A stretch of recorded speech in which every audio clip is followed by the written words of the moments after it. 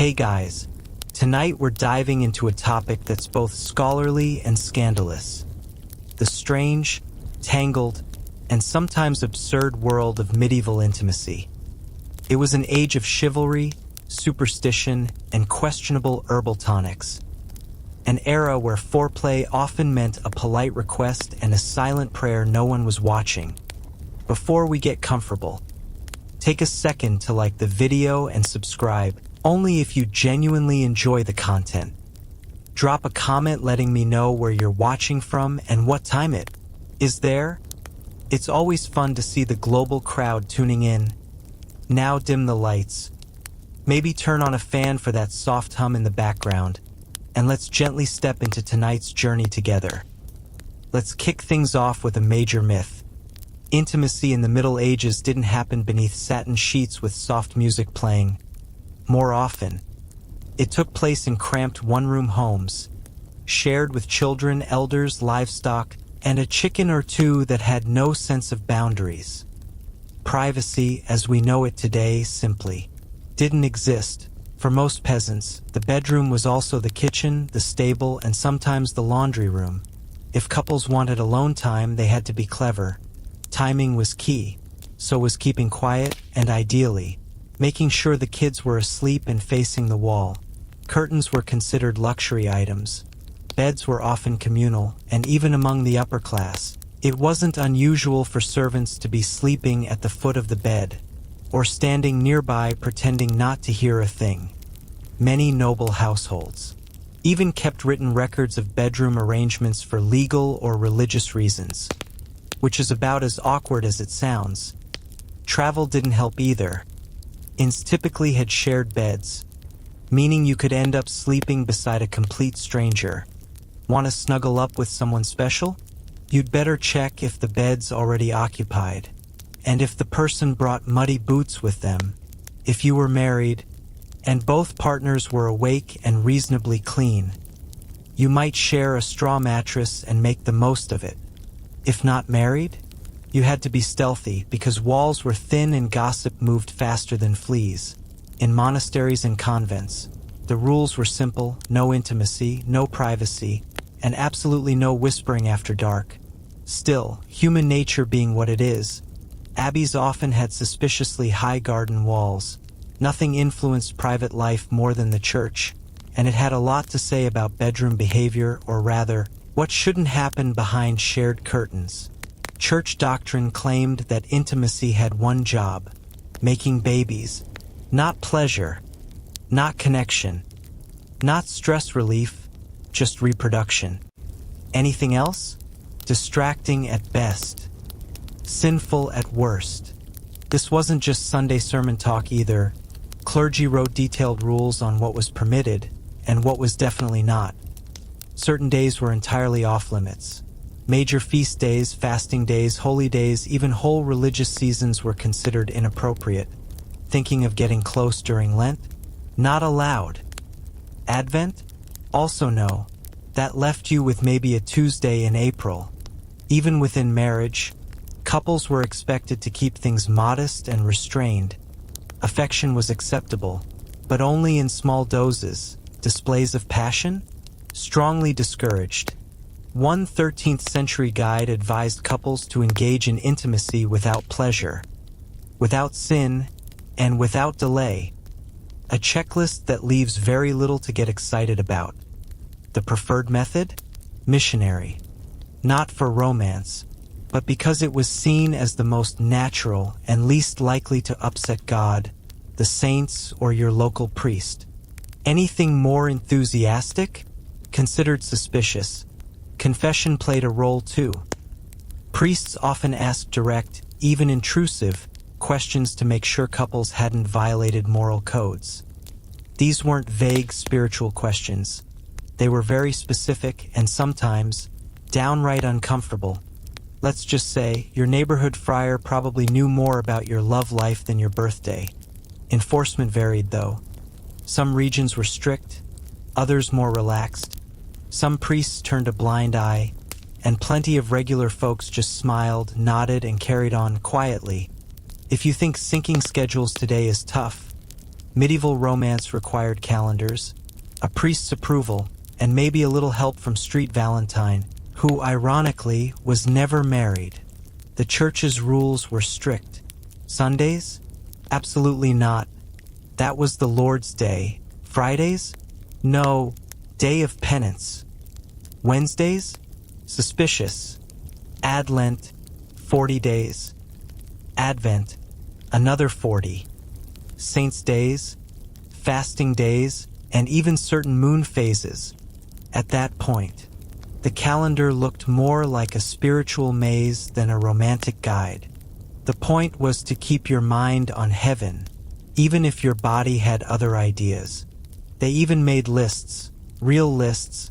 Some confession manuals banned nearly half the year, and if you felt a little too affectionate on one of those forbidden dates, expect guilt and an extra trip to confession. One bishop in the 1200s reprimanded a married couple for being too affectionate. Translation: more than once a month. His advice? Redirect that passion into prayer. Unsurprisingly, the couple wasn't thrilled. The upper class had it tougher. They had confessors, chaplains, and spiritual advisors watching closely. Peasants? A bit more relaxed. Their main focus was survival, livestock, weather, and not freezing to death. Whether or not Tuesday was St. Nun's feast day didn't always make the top of the list. To complicate things, some believed that intimacy during forbidden times could result in weak children, divine punishment, or even worse, a tarnished reputation. If neighbors suspected that a couple had gotten too cozy during Lent, the gossip could lead to shame, sermons, and some seriously awkward eye contact at church. Romance in medieval Europe wasn't about falling in love. It was about falling into a legal contract. Candlelit dinners? Love poems? Whispered confessions. That was the stuff of troubadour songs, not everyday life. Marriage was mostly a business deal. Daughters were exchanged to gain land, settle arguments, or bring peace to neighbors feuding over whose pig ruined whose cabbage patch. A bride might come with coins, linens, or a sliver of farmland. In return, the groom's family might agree to be slightly less unbearable. Courtship, if it existed, was usually supervised. A maiden might be followed everywhere by her mother, an aunt, or an entire village that really wanted to know if you held hands. Among nobles, arranged marriages were the norm. Kings treated weddings like chess moves, and emotional connection was something you either developed later or not at all. As one medieval saying went, better to wed a rich grump than a poor charmer with dimples. Romantic? Not exactly. Even among peasants, practical concerns ruled the day. A man's worth was judged by his ox, his land, or his tools. Women were judged by their housekeeping skills, their reputation, and how unlikely they were to start a fight at the marketplace. Did love exist? Sure it did, just usually after the wedding. Marriage was not built on love from the start. If affection developed over time, that was considered a bonus, not a requirement. Think of it as medieval emotional DLC, not included in the base marriage package. Still, where there's a will, there was often a clever workaround. Secret glances, flirtatious songs, and moonlit walks to the village well became unofficial side quests in the medieval romance game. But be careful. Getting caught kissing behind the barn could earn you public penance, a fine, or a very disappointed father, possibly wielding a pitchfork. Let's debunk one of the most enduring myths about medieval romance: chastity belts. You've probably seen them in cartoons, movies, or questionable museum exhibits. Iron contraptions supposedly locked around women while their husbands went off to war. But here's the truth. There's no solid historical evidence that chastity belts were widely used during the Middle Ages. Most of the examples we see today come from the Renaissance or Victorian periods, times more obsessed with the idea of repression than with actual history. Many so-called chastity belts were created as satirical props, warning devices, or outright jokes, not functional gear. Medieval texts, which detail all sorts of uncomfortable things, are strangely silent on this topic. No tailors advertised them. No laws regulated them. No priests handed them out in awkward ceremonies. It's almost as if, stay with me, they weren't really a thing, which makes sense. Medieval hygiene was already questionable. Now imagine throwing on a rusted iron belt with no instructions and a lock that needed a blacksmith. It would have caused more infections than it ever prevented. So where did the myth come from? Probably a blend of Renaissance moral panic and Victorian-era imagination. It fit nicely into their belief that medieval women were overly controlled. And let's be honest, nothing says virtue like a literal lock on your underpants. In truth, fidelity was maintained through more traditional methods: shame, community surveillance, religious pressure, and strategic marriages. Noble women were monitored constantly. Peasant girls had entire villages watching them like unpaid private investigators. One misstep and a reputation could be destroyed. Dowries lost. Confessions made, often, involving phrases like "at the edge of the barley field." Now, here's a twist you might not expect. Medieval towns didn't just tolerate brothels. In many places, they regulated them.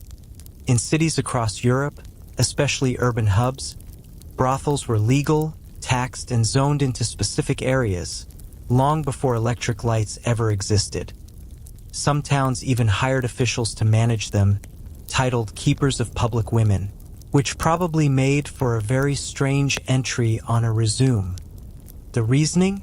Simple if cynical. Officials believed a legal outlet for men's desires reduced greater risks. Adultery, assault, or heaven forbid, dancing. These brothels were seen as a social safety valve, no different from traffic signs or unwanted vegetables like turnips. The church, officially opposed, unofficially turned a blind eye. Some clergy even collected rent from these businesses. If that sounds hypocritical, congrats. You understand medieval theology. Working in a brothel wasn't glamorous, but it wasn't constant misery either. Some women entered by choice, often widows or women with no family. Others were forced, especially in port cities, where sailors brought both coins and trouble. There were even manuals on how to run these houses. Clean linens, health checks, set operating hours. Patrons included everyone from knights and apprentices to monks. Despite vows that said otherwise, payment varied. Some brought coins, others paid in eggs, wool, or whatever awkward trade goods they had on hand. It was less medieval Tinder and more barter market with mood lighting. Now, imagine the setting. Flickering candles, a soft wind through a thatched roof. Your beloved peels off a wool tunic to reveal medieval musk. That's because personal hygiene wasn't exactly a top priority. It was on the list, just after surviving plague, patching the roof, and chasing out pigs from the pantry. Bathing did happen, but infrequently. Peasants might bathe once a month. More if they fell into a river. Soap was rare, homemade, or expensive. Public bathhouses existed. But during plagues or scandals, they were often closed. If you were rich, you could enjoy a hot bath scented with herbs and followed by a linen rub-down from servants. If poor, it meant a cold bucket and hoping no one smelled you over the livestock. To complicate things, cold water itself was viewed with suspicion. Some believed it could weaken the body or open you up to disease. Perfume? Mostly for the rich. Deodorant? A dream for the distant future.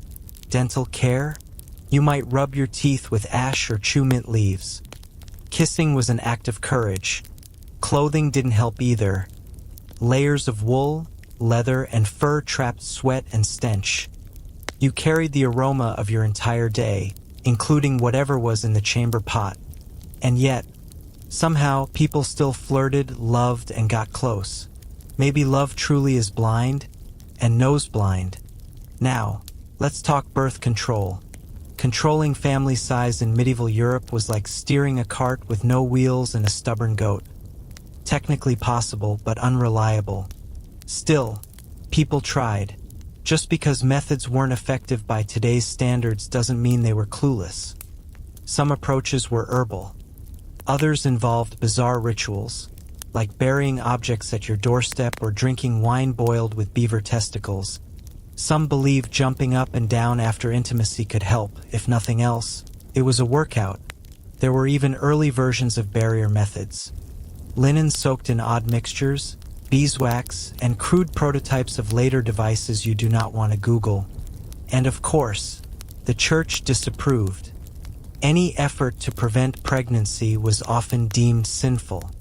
Marriage existed for procreation. Any attempt to interfere was loudly denounced from the pulpit. But people didn't always listen. Among married couples, especially poor ones, the idea of spacing out kids was pretty reasonable. Among the unmarried, let's just say the motivation was even stronger. Effectiveness? Not great. Methods relied on local herbs, folk wisdom, and a big dose of hope. And when that failed, which it often did, things got complicated quickly. Marriages, hidden pregnancies, and a lot of awkward conversations followed, despite what church authorities liked to pretend. Not every medieval couple waited for wedding bells before getting cozy. In fact, testing the waters before marriage was common enough to warrant its own church paperwork, called fornication in official records. And in everyday village gossip, it was known as getting ahead of yourself. Premarital intimacy wasn't rare, but it was watched closely. Across European towns and parishes, local officials kept moral rolls, less like diaries and more like ledgers of shame. If a couple was caught or even suspected of crossing the line before marriage, they could be dragged before local courts and fined. Sometimes the fine went to the church, sometimes to the town, and occasionally to whoever claimed they witnessed the act. Medieval snitching was very much alive. Fines varied, depending on whether it was a first offense, if a pregnancy occurred, or if the couple eventually married. In some cases, tying the knot later erased the fine, like retroactive permission. Other times, the fine stayed, but with a discount, early bird penalties, if you will. Social consequences were another story. In tight-knit communities, everyone knew everyone's business. So even if your priest forgave you, the neighbors didn't. Gossip spread faster then. Spoiled meat in July. Many of these cases ended in handfasting, an informal engagement where couples considered themselves betrothed. In some areas, that was enough to start living together. The church later cracked down, but not before many medieval babies arrived fashionably early. Among peasants, things were more pragmatic. If the couple seemed serious and there was a pregnancy, marriage usually followed, sometimes encouraged by a nudge or a firm push from both families. Among nobles, the stakes were higher. Reputation, inheritance, and alliances were on the line. In that world, virginity wasn't just a virtue, it was a contract clause. For noble families, a young woman's virginity was tied to dowries, treaties, and family honor. A broken engagement could start a feud. A pregnancy could undo years of careful planning. Verification was far from scientific. Sometimes it was based on vague testimonies. She seemed virtuous, or she mostly avoided the stable boy. Other times, inspections by midwives or matrons looked for the infamous hymen, which we now know is not a reliable indicator of anything. But medieval science didn't get the memo. There were also post-wedding proofs, like the display of a blood-stained bedsheet, essentially a medieval Yelp review. If the sheet was clean, lawsuits, annulments, and drama followed. Men, of course, weren't held to the same standards. Male virginity was optional at best. A groom's experience level went largely unquestioned. Maybe someone told him to avoid barmaids, but no one inspected his laundry. Virginity also carried religious symbolism. Maidens were praised as pure vessels, beautiful in theory, unsettling in practice.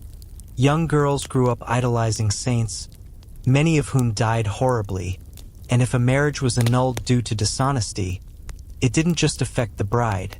it could damage her whole family's property claims. So yes, in medieval Europe, virginity was moral and monetary currency. Wondering if same-sex attraction existed back then? Absolutely. Human nature didn't begin in the 20th century. Was it accepted? That's more complicated.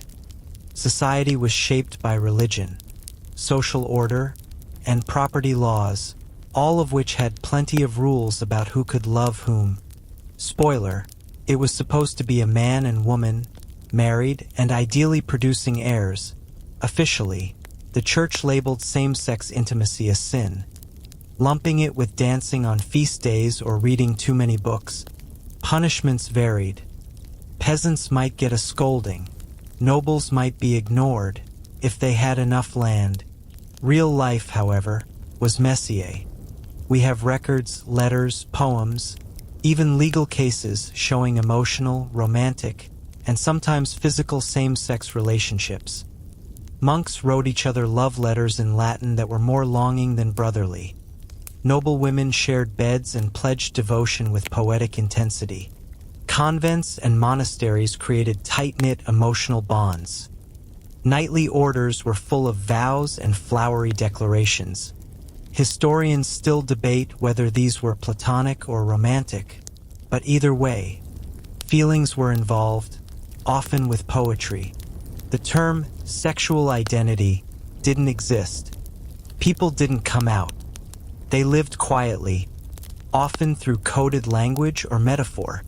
No pride parades, but there were allegorical songs, stories, saints, and intense pilgrimages taken in pairs. Adultery in medieval Europe? Think juggling knives while riding a live chicken. Chaotic and risky. Adultery wasn't just a moral slip-up. It broke legal contracts, disrupted inheritance, and threatened the social balance. For women, the risks were immense. A married woman caught cheating could lose her dowry rights, be publicly shamed, exiled, or worse, especially if evidence was involved. Noble women could be imprisoned, divorced, or sent away quietly. Less scarlet letter, more scarlet exit. Men had more wiggle room. A married man caught with an unmarried woman might face gossip. Rarely law unless the woman's family had power or the church was in a fiery mood. That said, not all male offenders got off easy. Some towns handed out fines or demanded public confessions.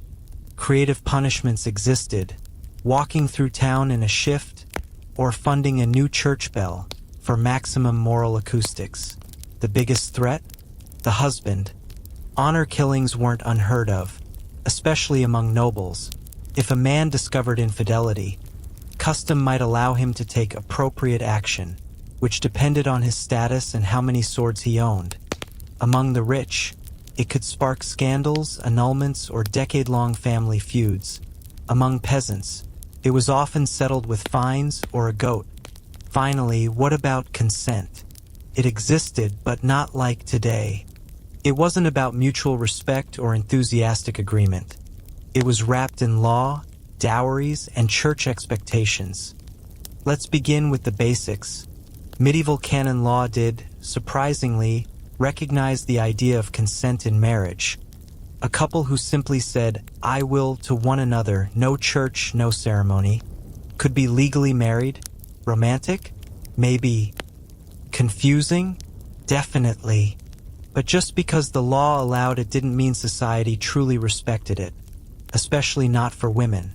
For noble daughters, consent often came after deals were sealed. Families treated marriage like a political agreement. A young woman's opinion might be asked, but rarely mattered. Dowries spoke louder than daughters. Peasant women had more leeway, but still faced pressure. Saying no could mean being left without support. Refusing the village reeve's son? That could invite trouble. Once married, the idea of consent became even murkier. Husbands had legal access to their wives' bodies. Refusal could lead to accusations or annulment. Some church leaders called it the marital debt, less romantic than it sounds. Still, it wasn't all bleak. Courts did take action in cases of coercion, especially when witnesses were present or the accused lacked social power. Cities like London and Paris hold records of women, and sometimes men, speaking out and seeking justice. Medieval stories also touched on these ideas. Courtly love poetry often played with consent. Knights begged, ladies refused, everyone fainted. At least they understood it mattered, even if they didn't always honor it. If you ever thought the medieval church was uncomfortable with pleasure, you'd be right. That unease extended straight into the marriage bed. The church didn't ban intimacy, but it heavily encouraged moderation. Extreme moderation.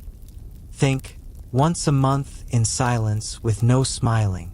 Aloud. Celibacy was praised as the highest spiritual ideal. Saints were celibate. Monks and nuns took vows. Even married couples were encouraged to abstain, especially if they were older, more pious, or just tired of each other. Some theologians, like Saint Jerome, believed desire itself was a weakness, even inside marriage. Physical closeness was fine, but only if your goal was making babies. These teachings crept into confession booths. Priests were told to ask couples if they'd been too lustful, even toward their own spouse. Imagine answering that at the altar. And yet, people carried on with life. Most peasants, merchants, and nobles listened politely to sermons, then went home and did what felt right, between feeding chickens and avoiding tax collectors. Devout couples who gave up intimacy altogether were praised as spiritual models. They lived, prayed, and aged together, treating desire as a young person's problem. After all the rules, punishments, and warnings, you might wonder, did medieval people ever fall in love? They did. Awkwardly, passionately, sometimes even successfully. Despite restrictions, love still bloomed. Peasants flirted in markets and fields, exchanging favors, flowers, and gossip over vegetables. Noble lovers passed poems and glances across banquet halls while pretending to discuss falconry.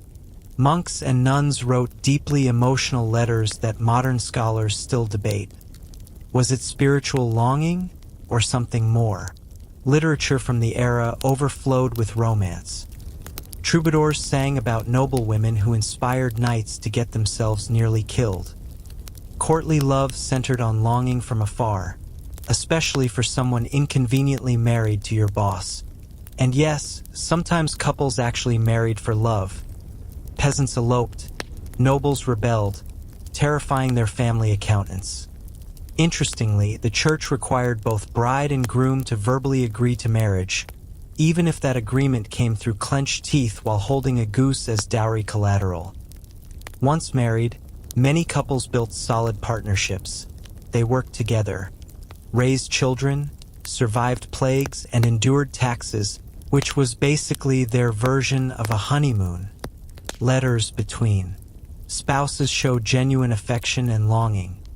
Even widows and widowers were married for companionship, not just alliances, because even with all the rules and rituals, people still craved love, ideally before curfew, and definitely not during Lent. Our next story begins with disaster. Zeno of Citium, a wealthy merchant from Cyprus, had everything: ships, trade networks, and enough riches to feel untouchable. Then fate intervened. A storm near Athens wrecked his fleet and his identity. One day he was a successful merchant, the next a man with nothing. When he washed ashore in Athens, soaked and broke, he had no idea he was on the edge of something greater than gold. With nowhere to go, he wandered into a bookstore in the Athenian Agora.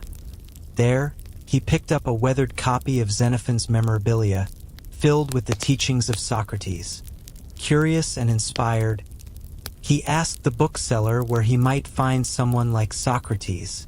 The man pointed to a grumpy-looking philosopher, named Crates, walking by, and just like that, Zeno began his journey. Crates was a cynic, known for tossing wealth aside with flair. He once threw coins into the sea just to prove a point. Zeno, fresh from loss, wasn't ready for that level of detachment. But something took root. Over time, he crafted a new worldview. He borrowed ethics from Socrates, discipline from the Cynics, and rigorous thought from earlier thinkers like Heraclitus. Eventually, he began teaching at the Painted Stoa, a mural-covered porch in Athens. That's where Stoicism got its name, not from a fancy academy, but from a public porch. It's a fitting birthplace for a philosophy forged in hardship, not in palaces, but in the wreckage. From its first steps, Stoicism wasn't about avoiding life's storms. It was about walking through them with grace. Zeno became its first survivor and its quiet founder. After the shipwreck and the scrolls, after walks under the Athenian sun and lessons from the cynical crates, Zeno did more than teach. He redefined what it meant to live with integrity. At the center of his belief system was one word: logos. To the Stoics, logos wasn't just logic. It was the divine structure behind everything. Universe, a grand design of reason and rhythm. Everything, the Stoics believed, unfolded with purpose. Whether or not humans could grasp that purpose didn't change its truth. Life looked chaotic on the surface, but beneath it was structure, harmony, and an order that waited to be understood. Zeno and his earliest followers believed in one simple truth. Only virtue was truly good. Not praise, not riches, not even a strong, healthy body. These things were labeled indifference. Nice to have, but not what defined you. What truly mattered was how you responded to whatever life handed you. And that's where the heart of Stoicism formed.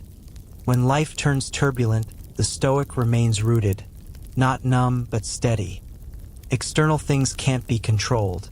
You can't stop other people's choices or the outcomes of fate, but you can govern how you think, how you act, and how you choose to respond. This was no ordinary teaching. Most people, then as now, chased recognition, wealth, and control. But Stoicism offered a calmer road. Live in sync with nature. Accept life as it is, and aim not to feel good, but to be good. One of their favorite metaphors? Life is like being a dog tied to a moving cart. You can cooperate and walk with it, or resist and get dragged. Either way, the cart moves. Your dignity lies in how you move with it. Zeno's teachings didn't stay his alone for long. Students gathered beneath the painted porch, the Stoa, to learn how to govern their inner world instead of the outer one. These early lessons slowly built a philosophy that would quietly outlast empires. But no philosophy lives in ideas alone. It needs someone who lives it. Enter Cleanthes, a former prizefighter who gave Stoicism its backbone. Before writing or teaching, Cleanthes earned his keep with his fists. He hauled water by night and studied by day. His life was hard, but he wore it like armor. His muscles ached, but his mind stayed solid. Cleanthes became a living symbol of Stoic discipline. He didn't just talk about hardship, he embraced it. His famous work, Hymn to Zeus, wasn't worship. It was a serene reflection on the universe's order. Even suffering, he believed, had its rightful place. Cleanthes added a layer of feeling to Stoicism, while Zeno focused on cold reason. Cleanthes made room for emotion, so long as it served wisdom. Awe, gratitude, love of learning, all acceptable if filtered through logic. He wasn't a showman. He wasn't a charismatic speaker, but what he lacked in charm, he made up for in consistency. And in Stoicism, that's everything. Cleanthes didn't lead the Stoics because he dazzled. He led because he embodied what they stood for. His life quietly proved you could suffer without collapsing, question life without anger, and remain steady without turning cold. Then came the architect, Chrysippus. He didn't just inherit Stoicism. He built it into a fortress. If Zeno planted the seed and Cleanthes gave it roots, Chrysippus constructed the entire tree. He was relentless, logical, unapologetically sharp. He wrote hundreds of texts, most lost, but their influence lingers. Chrysippus wasn't concerned with pleasing crowds. He wanted the system to work flawlessly. He expanded Stoic thought across ethics, logic, and physics. He wanted every concept to hold weight, to stand up against time. One of his lasting ideas was the lecton, the sayable content behind every word. For Chrysippus, even speech had structure, meaning, and logic underneath. But he wasn't all stone and scrolls. When challenged on his imperfections, he once said, "Would you scold a doctor for falling ill? He still knows how to heal others." To him, Stoicism wasn't about being flawless. It was about making daily progress, about striving to align your actions with your values, again and again. Thanks to Chrysippus, Stoicism became a discipline, not just comfort for broken hearts, but a mental toolkit for facing a brutal world. And from there, it crossed the sea into Rome. In Rome, Stoicism changed forms, no longer just a Greek curiosity. It became a guide for emperors, generals, and everyday citizens. The Romans didn't care for abstract ideas or wordplay. They wanted grit. Their world was full of betrayal, collapse, and war. They needed something to steady their minds when everything else fell apart. Stoicism gave them exactly that. Seneca the Younger became its first Roman voice, a writer, a philosopher, and a reluctant advisor to the infamous Emperor Nero. Seneca had privilege, wealth, education, and a seat in power, but his writings show a man trying to stay balanced in a corrupt world. In his letters, he urged simplicity, self-control, and presence. He warned against chasing luxury, against being dragged by emotions. But Seneca's life wasn't clean. He gained fortune, served a tyrant, and constantly wrestled with his own teachings. Yet rather than hide it, he owned it. "I am not a wise man," he said. "I am a student of wisdom." That's Stoicism in essence, not claiming to have arrived, but showing up for the journey every day. While Seneca wrote for senators and scholars, Epictetus brought Stoicism to the common man. He had no wealth, no freedom, and a body marked by hardship. But he taught that freedom isn't external. It's a state of mind. "They can chain my leg," he said, "but they cannot touch my will." To Epictetus, every challenge was a training ground for virtue. His lessons, recorded by his student Arian, became a survival guide for the soul. By this point, Stoicism wasn't just a philosophy, it was armor. Armor you wore not to conquer others, but to hold yourself upright when the world collapsed. And soon, that armor would belong to the man who ruled the world itself. The throne came Marcus Aurelius, not just a Roman emperor but a philosopher at heart. Imagine trying to reflect on virtue while leading an empire under siege. He didn't write his thoughts for an audience.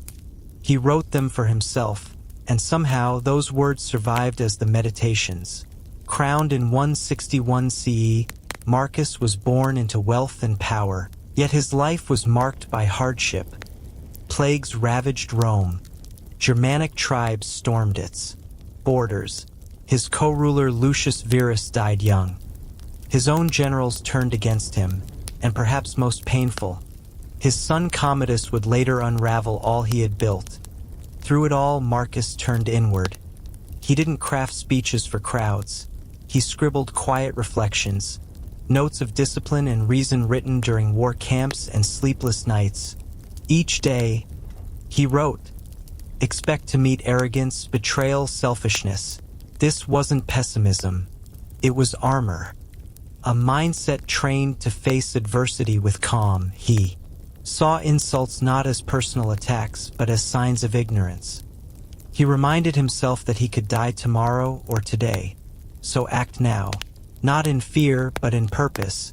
Even as emperor, he tried to live modestly. He avoided extravagance and rarely punished cruelly. He didn't always meet Stoic ideals, but he never abandoned them. Marcus Aurelius didn't create Stoicism, but he embodied it. He showed that even the most powerful man could choose inner peace over outer control. And yet, after Marcus passed in 180 CE, Stoicism's light dimmed. It didn't disappear, but it receded. Political chaos didn't help. Commodus, his son, inherited the empire and acted like a cautionary tale. Where Marcus was wise and temperate, Commodus was vain and erratic. He turned Rome's court into a circus. In that spectacle, philosophy had no place. Meanwhile, Christianity rose. A new belief system with its own gods, rituals, and promises. Where Stoicism preached self-mastery, Christianity offered salvation. Stoic fate was replaced by divine will. The two weren't always enemies. Some early Christian thinkers admired Stoic clarity. Church fathers like Augustine critiqued Stoicism, but appreciated its moral weight. Monastic life quietly borrowed from Stoicism. Silence, simplicity, detachment. These echoed Epictetus and Seneca. But as the centuries passed, Stoicism faded from public life. It lived on in libraries and manuscripts. Scholars and monks kept it alive in the margins. It was no longer a movement, just a memory. Yet survival can be stronger than success. When the Renaissance and Enlightenment arrived, people once again looked for ancient wisdom. Buried seeds of Stoic thought bloomed again. In the modern era, Stoicism didn't arrive with robes or scrolls. It showed up on blogs, in books, and on podcasts. In the 20th century, philosopher Pierre Hadot reminded us, Stoicism wasn't cold theory. It was a lived philosophy, a method of soul training. Not harsh, but healing. Then, in the 2000s, writers like Ryan Holiday brought Stoicism into the mainstream. Books like The Obstacle is the Way and Ego is the Enemy made ancient insights feel. Modern, tech founders, athletes, CEOs, many embrace Stoicism as a life hack. Tim Ferriss, Naval Ravikant, and others treated Stoic writings like instruction manuals for resilience. Why? Because in a world drowning in noise and urgency, Stoicism offered clarity, stillness, control, focus. Even mental health practices took note. CBT, cognitive behavioral therapy, owes much to Stoicism. Challenge your thoughts. Focus on what's in your control. Don't be ruled by emotion. But not all modern Stoicism hits the mark. Some say it's been watered down, turned into Instagram quotes and productivity slogans. There's truth in that. Yet Stoicism endures, not because it's flashy, but because it works. When life breaks down, when we lose jobs or loved ones, Stoicism whispers. You can't control what happens, but you can control who you become. And that message is more relevant than ever. Today, Stoicism lives in paradox. Born for inner peace, now living in a noisy world. Scroll through your feed. You'll see a quote from Marcus Aurelius between memes and investment ads. Check bestseller lists. There's The Daily Stoic, waiting to be your morning guide. Why the comeback? Because Stoicism speaks to something modern life lacks. Mental clarity. When the world feels chaotic, economies, politics, relationships, Stoicism turns us inward. It teaches us to anchor ourselves, not to numb out, but to act with calm and control. Its questions remain timeless. What can you control? Who will you choose to be?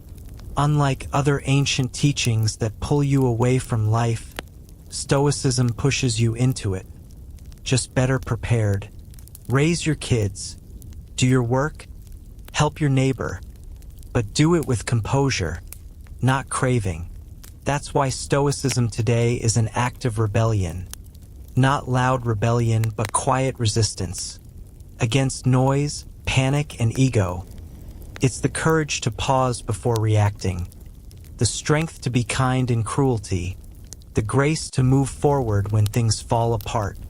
Stoicism doesn't ask us to be perfect, just present, just thoughtful, just resilient. And in this age of overwhelm, that might be the most radical idea of all. Athletes turn to it to stay focused. Veterans lean on it to heal from trauma. CEOs use it to lead with humility.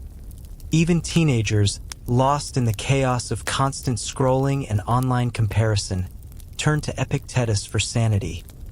No philosophy offers a miracle cure. Grief still hits, tempers still flare, failures still sting. But Stoicism offers something precious, a structure for rebuilding yourself, a quiet rhythm for returning to center. It's not about achieving perfection. It's about internal progress, calm, deliberate, and unshakable. And in today's world that celebrates volume over depth, silence might just be the boldest revolution. To a modern eye, an ancient Roman bath looks like a five-star resort, marble floors, vaulted ceilings, statues of gods, and sunlit pools. But for the Romans, it was simply part of the routine. Bathing was a daily habit, not a luxury. By Rome's peak, there were over 900 public bathhouses in the city. Everyone, rich or poor, made time for it. Cleanliness mattered, but so did community, conversation, and ritual. The process began in the apodyterium, the changing room, where slaves helped the elite undress. Then came the tepidarium, a warm room easing you into relaxation. Next was the caldarium, the hot room. Heated by a brilliant underfloor system called the hypocaust, it made you sweat. Here, bathers used strigils, curved metal tools, to scrape away dirt and oil. Some even got massages. Then came the cold plunge, the frigidarium, a pool. That shocked the senses and closed the pores. The contrast of hot and cold wasn't just refreshing. It was believed to improve circulation, mood, and digestion. But the baths weren't just about hygiene or health. They were about connection. You didn't just clean yourself. You reconnected with the empire's pulse. You gossiped, debated, brokered deals, or eavesdropped on scandals. Some brought musicians, others snacks, poets performed, philosophers argued. The domes echoed with laughter and steam. Baths were surprisingly democratic for Roman standards. Status mattered, yes, but emperors could end up beside merchants. Women and slaves had separate access, but they too were included in this daily dance. To bathe was to belong. These places weren't just beautiful, they were engineering marvels. Long before modern spas, Romans mastered central heating. At the heart was the hypocaust system, a roaring furnace below the floor. Hot air moved through spaces under raised tiles, then up flues in the walls, warming rooms silently and evenly. Vaulted ceilings held in heat. Domes softened sound. Room layouts guided your temperature journey from warm to hot to cold. Sunlight was used intentionally. Clean. Water flowed constantly. Aqueducts fed this system. Elevated stone channels carried fresh water from faraway springs into the city. Even inland baths thrived year-round. The grandest baths, like those of Caracalla, used millions of liters daily. Yet the system was so efficient that waste was rare.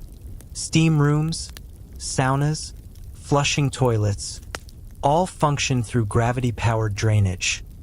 Everything was integrated. Behind the beauty, there was constant labor. Furnace workers, called fornicators, fed the fires.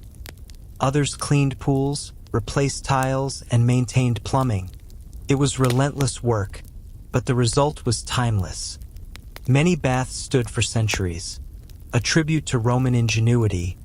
Walking into one wasn't just entering a room. It was entering a machine, powered by fire, sustained by water, crafted by brilliance. Yet beyond the heat and strigils, Roman baths were hubs of information. In a world without texts or emails, this was where the news broke. Senators, soldiers, and merchants mingled freely. Voices rose across the tepidarium. Nothing was private. Who slept with whom? What war was brewing? What magistrate dodged taxes? If something was happening in Rome, the baths buzzed with it, and the elites knew it. Politics didn't stop at the Senate. It oozed into the caldarium.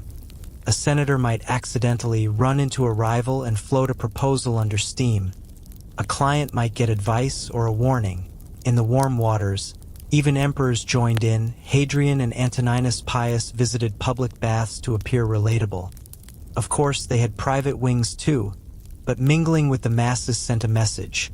I'm still one of you, at least symbolically. Deals were struck, poems performed, ideas debated. The acoustics helped amplify voices, perfect for showing off intellect. The Roman bathhouse was Twitter, Wall Street, and Senate floor all rolled into one.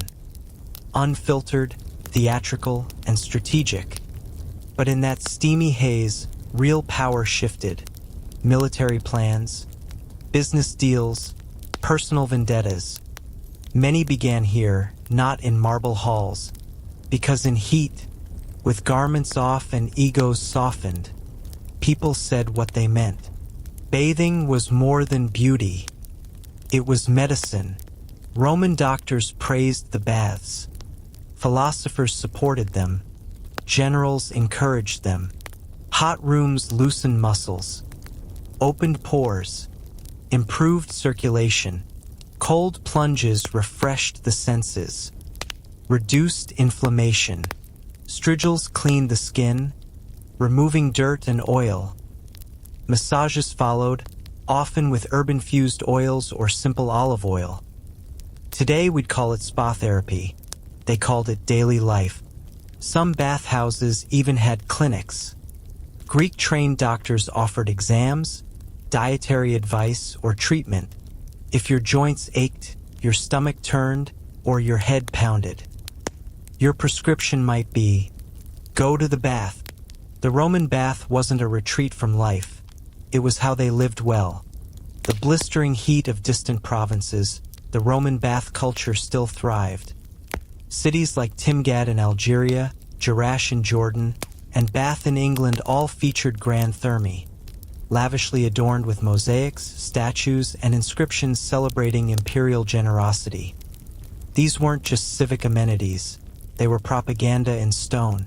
Every gleaming marble tile and steaming pool whispered the same message. This is Rome, and Rome takes care of its people. Bathhouses also served as tools of cultural integration. For newly conquered populations, the bathhouse offered a gentle introduction to Roman customs. You might speak your native tongue at home, but once you shed your garments and entered the steam, you became part of a shared Roman experience. It was a ritual that transcended tribe, region, and ethnicity, and it marked urban transformation. A settlement wasn't fully Roman until it had its baths, often built alongside forums, theaters, and temples to replicate the capital's grandeur. Yet, local touches endured. In Syria, Eastern architectural motifs and co-bathing customs lingered. In Britain, Celtic habits subtly shaped the bathing routine. In Egypt, Hellenistic influences mingled with Roman design, creating hybrid bathhouses with fragrant incense burners and lush courtyards. Despite regional variety, the Roman bath became a unifying emblem, linking far-flung provinces in one imperial rhythm. In the caldarium of a frontier town, you could close your eyes and imagine you were in the heart of Rome. But like so many Roman wonders, the golden age of bathing faded. As the empire weakened in the 4th and 5th centuries CE, the once vibrant bathhouses fell silent. Several forces contributed to their decline. Rome's economy collapsed under inflation, political corruption, and military overreach. Bathhouses, which required armies of workers, steady firewood supplies, and fresh aqueduct water, became unsustainable. Infrastructure crumbled. Invading forces shattered aqueducts or let them rot. Without flowing water, the baths were doomed. The caldaria cooled. The fountains dried up, and only echoes remained. Religion played a role too, as Christianity gained influence. Communal nude bathing faced moral opposition.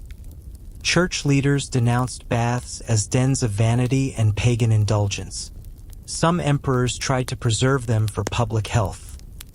Others repurposed them, converting bathhouses into churches, monasteries, or bureaucratic halls. Yet, Roman bath culture did not vanish, it transformed. In the Islamic world, the hammam carried the torch. These steam-filled sanctuaries preserved Roman innovations, heated chambers, cleansing rituals, and community care, wrapped in new religious and architectural traditions. In Europe, spas and mineral springs made a comeback during the Renaissance and Enlightenment. Bath, England, and Baden-Baden in Germany revived bathing as both therapy and social scene, mirroring the Roman model centuries after the empire's fall. Today, Roman ruins still draw awe: the baths of Caracalla, the Stabian baths of Pompeii, and countless scattered remains remind us. Rome conquered not only with the sword, but with architecture, comfort, and shared experience. Roman baths have crumbled, but their essence lives on in gyms, spas, steam rooms, and our quiet rituals of renewal. Every time you soak in a hot tub or step into a sauna, you echo a Roman gesture. Steam rising, tension melting, time pausing, just as it did 2,000 years ago. In ancient Egypt, healing wasn't just science, it was sacred. Medicine lived not in labs, but temples, homes, and the presence of gods. Illness was a disruption of cosmic balance. Marat, it could stem from infection or the wrath of a spirit, and so, healing demanded both remedy and ritual.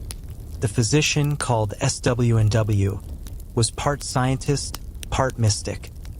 They often worked alongside priests, men trained in spiritual rituals and incantations. Together, they combined medicine and magic. Temples like those dedicated to Imhotep, the deified architect-physician, served as healing sanctuaries. People slept there, hoping for dreams that revealed their illness or its cure. An ancient diagnostic technique called incubation. Egyptian doctors studied intensely. They read papyri like the Ebers and Edwin Smith scrolls, manuals filled with remedies, case notes, and surgical techniques. They treated fractures, pulled teeth, and stitched wounds. But spells were often part of the prescription. You might apply honey to a cut while reciting a protective charm. Mental illness was understood as spiritual affliction, requiring the priest or magician's intervention. To the Egyptian healer, body and soul were one. Treating one meant treating both. Diagnosis began with observation. Without modern instruments, physicians became experts in using their senses. They felt pulses, believed to be the speech of the heart. They listened to breathing, examined wounds, even analyzed urine and stool, checking color, smell, and consistency. They imagined the body as a series of flowing channels, like irrigation canals. When the pulse faltered, a channel was blocked, and illness followed. When a cause couldn't be seen or touched, the answer turned. Spiritual. Was it a curse? A ghost? A punishment from a god? Then came rituals, dream analysis, star charts, animal omens, and sacred consultation. The Ebers Papyrus categorized diseases by symptoms. Physicians tracked patterns, understood progressions. They knew, for instance, that a red swelling could lead to pus, that a fever came in phases. Not all ailments were treated with magic. Some texts say outright, if it's visible and treatable, use a remedy.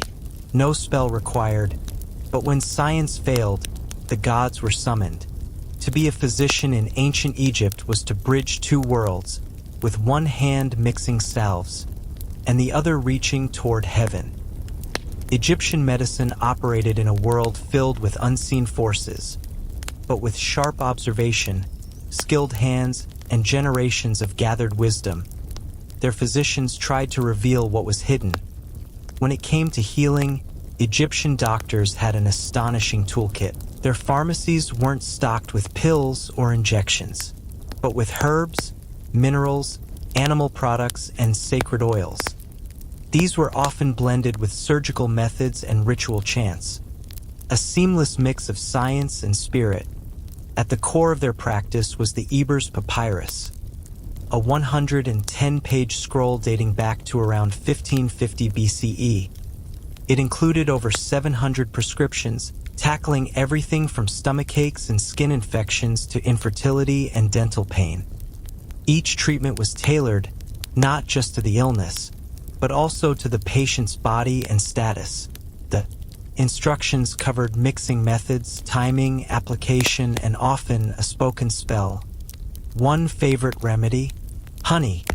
Revered for its healing power, honey was used on cuts, burns, and ulcers, often paired with ingredients like crushed seeds or tree resin. They also used garlic, onions, juniper berries, and myrrh, not just for their scent, but for their known anti-inflammatory effects. Their pharmacopoeia also ventured into the bizarre. Crocodile dung for contraception, lizard blood for rashes, hippopotamus fat, and even powdered mummy remains for mystical healing.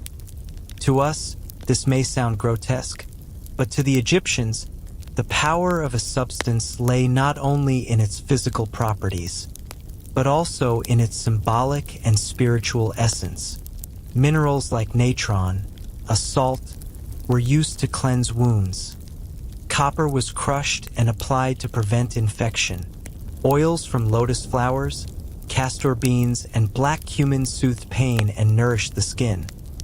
Doses varied. A prescription might say, mix crushed sycamore fruit, honey, and natron. Apply for 4 days. Recite this incantation. In Egypt, words had power. A charm spoken aloud could complete a cure. Healing was meaning, not just chemistry. While some recipes were odd, many were effective. Their medicine was detailed, documented, and based on observation. They drew from the land, the body, and the divine, and reached into all three to restore balance. But herbs and prayers weren't always enough. The Egyptians also practiced surgery. They knew some wounds needed steel, not spell work. The best proof lies in the Edwin Smith Papyrus, a 3,600-year-old surgical manual. It's methodical, surprisingly modern in tone. It describes 48 trauma cases, skull fractures, spinal wounds, broken collarbones, and offers step-by-step instructions for diagnosis, treatment, and even prognosis. Cases were divided into 3 types: an ailment I will treat, an ailment I will contend with, and an ailment not to be treated. A triage system, one we still use today. Egyptian surgeons used tools like bronze knives, scalpels, forceps, cautery hooks, and needles. They stitched wounds, drained abscesses, set bones with wooden splints, and performed circumcisions. Some mummies even show healed bones, proof that their patients survived and lived on. 330. Wound care was advanced. Before stitching, the wound might be washed with honey, beer, or resin, all of which kill bacteria. Bandages soaked in herbal oils were applied to reduce swelling and promote healing. Pain was treated with opium and sedative herbs. They lacked anesthesia, but they worked fast and clean. One smart practice. If an arrowhead was too deep to remove safely, they left it in. Better a small risk than a greater one. they knew their limits. No record exists of open surgery or amputations. They lacked knowledge of blood circulation. But within their means, they were precise and pragmatic. They didn't just guess, they observed, recorded, and taught others.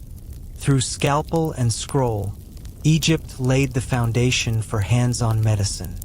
Centuries later, their methods would influence Greek, Roman, and even modern surgical care. Women's health held a central place in ancient Egyptian medicine. Fertility, pregnancy, childbirth, and contraception were studied with care. Women received, and sometimes provided, medical treatment. One of the oldest known gynecological texts is the Kahan Papyrus, written around 1800 BCE.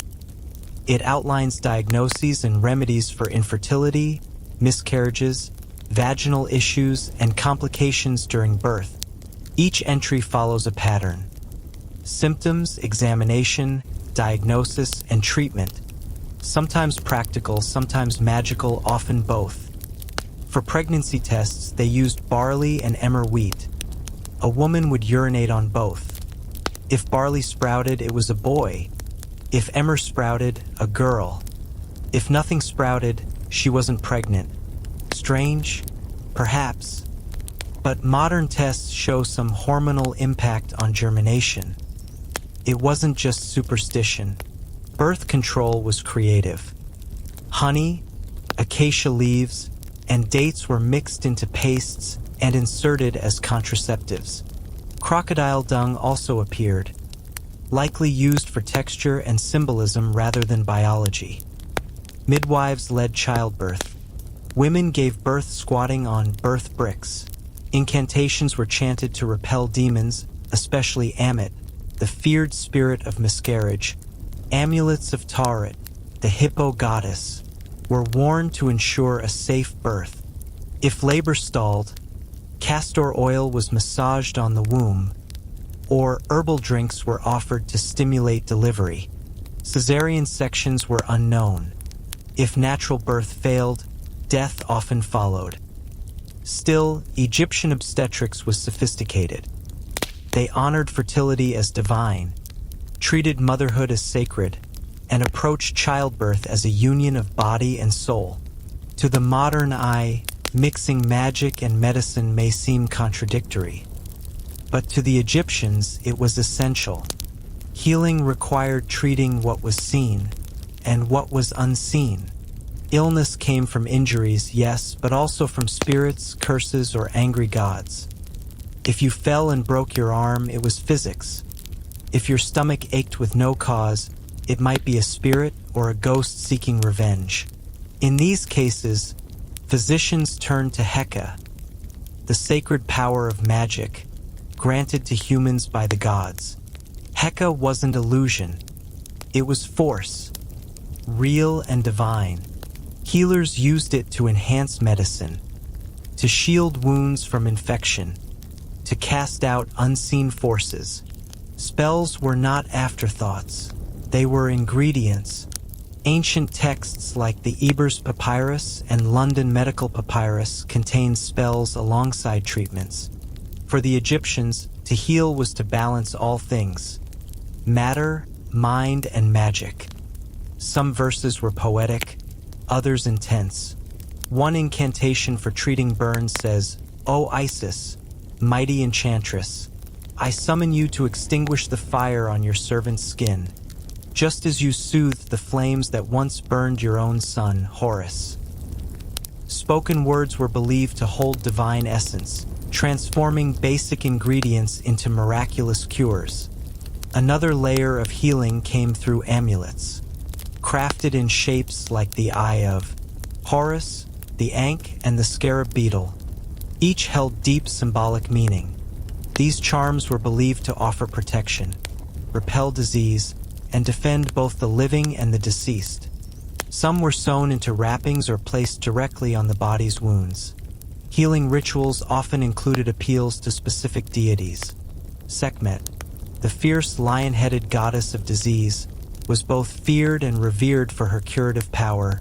Thoth, the god of wisdom, was asked to guide the skilled hands of doctors and scribes. To the Egyptians, medicine was incomplete without spiritual elements. Chants, gestures, and sacred icons weren't extras. They were integral to the healing process, because in their worldview, true healing meant restoring balance, not just in the body, but between soul, spirit, and the universe. Death was not viewed as a conclusion, but as a gateway to eternal life, and reaching this afterlife demanded meticulous bodily preservation. Thus emerged the sacred craft of mummification, an art form that fused religious belief, anatomical understanding, and ceremonial science. The aim of mummification was to safeguard the body, the sacred vessel the soul would need in the afterlife. The Egyptians didn't see the body as a mere shell, but as a structure the Ka and Ba relied on to navigate the realm beyond death. The embalming process began promptly after death. Embalmers, part morticians and part priests, cleansed the corpse with palm wine and Nile water. Next came a vital task, removing internal organs prone to decay. The stomach, intestines, lungs, and liver were extracted through a cut on the left side of the abdomen, then stored in 4 sacred jars, each guarded by a son of Horus. Interestingly, the brain was dismissed as unimportant and was pulled out through the nostrils using metal hooks. The heart, considered the seat of intellect and emotion, was typically left inside, though later practices often replaced it with a sacred talisman. To prevent decay, the body was filled with resins, herbs like myrrh, and linen, then encased in natron, a desiccating blend of salts. After 40 days of drying, the body was washed again, anointed in oils and wrapped in layers upon layers of linen. Protective amulets were carefully positioned between the bandages. Spells and hymns were recited during each stage, many lifted from the Book of the Dead. These rites aimed to shield the deceased from evil spirits and guide them through the underworld.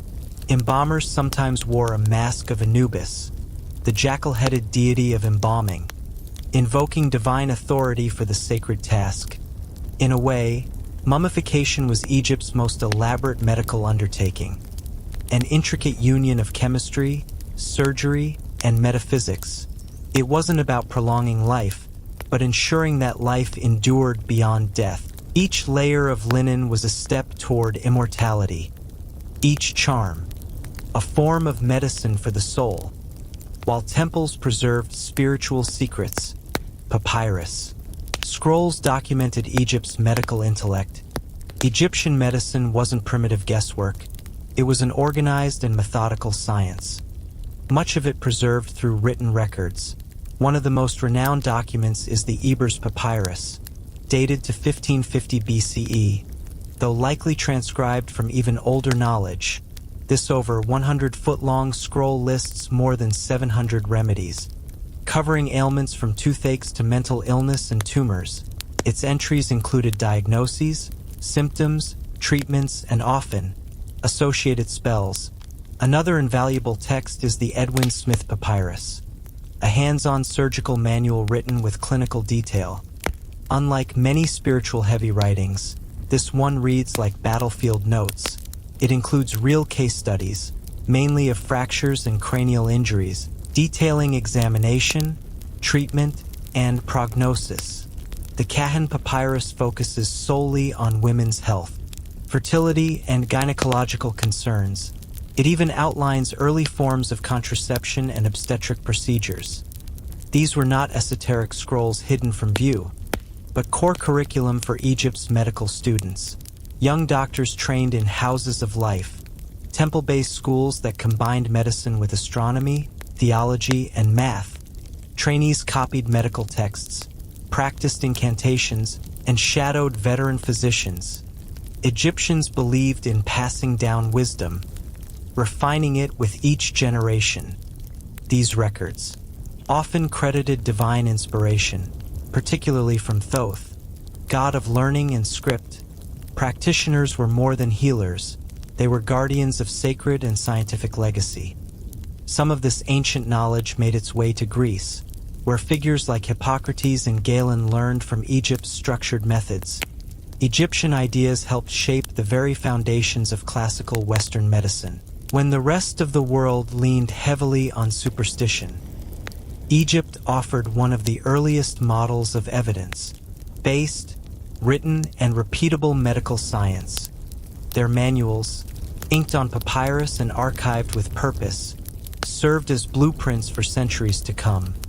Though temples crumbled and tombs were buried, Egypt's medical legacy endured. Their techniques, beliefs, and discoveries echoed quietly through the corridors of history. Their influence is present even now in hospitals, pharmacies, and wellness practices across the globe. Their organized approach was groundbreaking. They documented symptoms, tracked results, and studied causes long before the Greeks formalized the concept of diagnosis or prognosis. Their hygiene practices, daily baths, use of honey as an antiseptic, reliance on bowel regularity, anticipated public health ideas by millennia. Although neuroscience didn't exist, Egyptians recognized links between mental and physical health. What they described as spiritual disorders might now be labeled as anxiety, depression, or psychosomatic issues. Their combination of herbal medicine, ritual care, and emotional support was unexpectedly comprehensive. Many of their plant-based remedies are still in use. Garlic, castor oil, aloe vera, and willow bark, the precursor to aspirin, are found today in both medicine cabinets and natural health aisles. And while crocodile dung didn't survive the test of time, their early ventures into birth control shaped reproductive medicine's roots. What's most timeless is their concept of a healer, not just a wound closer, but a compassionate guide. Healing wasn't limited to the body. It involved the mind, the emotions, and the spirit. That philosophy has reemerged in today's integrative medicine, palliative care, and therapy practices. The blend of science and ritual may seem foreign now, but it reveals something lasting. People don't only seek a cure, they seek understanding, comfort, and acknowledgement of their pain. The healers of ancient Egypt understood that their papyri, rituals, and amulets weren't merely medical. They were human acts of care. Though their medicine wasn't flawless, it was bold, insightful, and profoundly empathetic.